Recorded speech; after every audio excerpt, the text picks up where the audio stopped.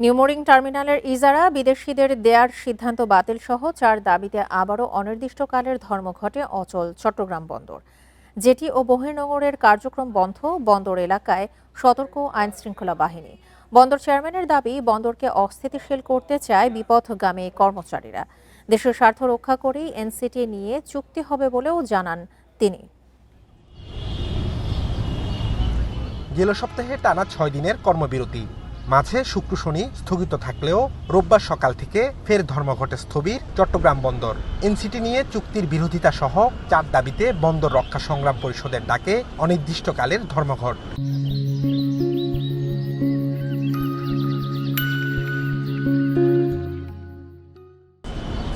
ধর্মঘটের কারণে রোববার সকাল 8টার পর বন্দরে প্রবেশ বা বের হয়নি কোনো যানবাহন। গেটের সামনে কোনো শ্রমিককে অবস্থান করতে দেয়নি আইনশৃঙ্খলা বাহিনী। আন্দোলনের কারণে জেটি ও বহির্নোঙরে আটকে আছে অর্ধশতাধিক জাহাজ। বন্ধ পণ্য খালাস ও সরবরাহ। ডিবি পরিচয়ে আন্দোলনরত 2 শ্রমিককে তুলে নেয়ার অভিযোগ নেতাদের। এই চেয়ারম্যান ফ্যাসিস্টের কায়দায় আমাদের কর্মচারীকে বিভিন্ন ডিপার্টমেন্ট থেকে ধরে এনে বন্দর ফজলুর রহমান এডিটোরিয়ামে ঢুকাচ্ছে এবং সেখানে তাদেরকে বসিয়ে রেখে সে জোর করে একটি বক্তব্য উপস্থাপনের চেষ্টা করছে।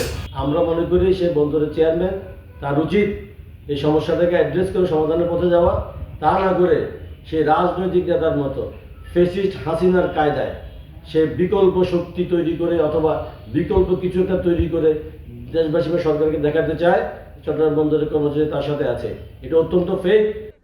শ্রমিক কর্মচারীদের সাথে বৈঠক শেষে বন্দর চেয়ারম্যান বলেন, বন্দর অস্থিতিশীল করার চেষ্টায় কিছু বিপথগামী কর্মচারী। জানান, দেশের স্বার্থ রক্ষা করেই ডিপি ওয়ার্ল্ডের সাথে চুক্তি হবে। কিছু বিপথগামী কর্মচারীরা তারা এই পথ বেছে নিয়েছে।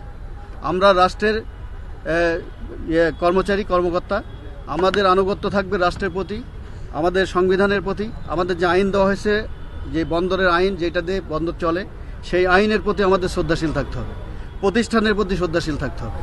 এদিকে বন্দরে অচলাবস্থা নিরসনে প্রধান উপদেষ্টার হস্তক্ষেপ চেয়েছে কয়েকটি ব্যবসায়ী সংগঠন। Abdullah Rakib, independent news, Chittagong.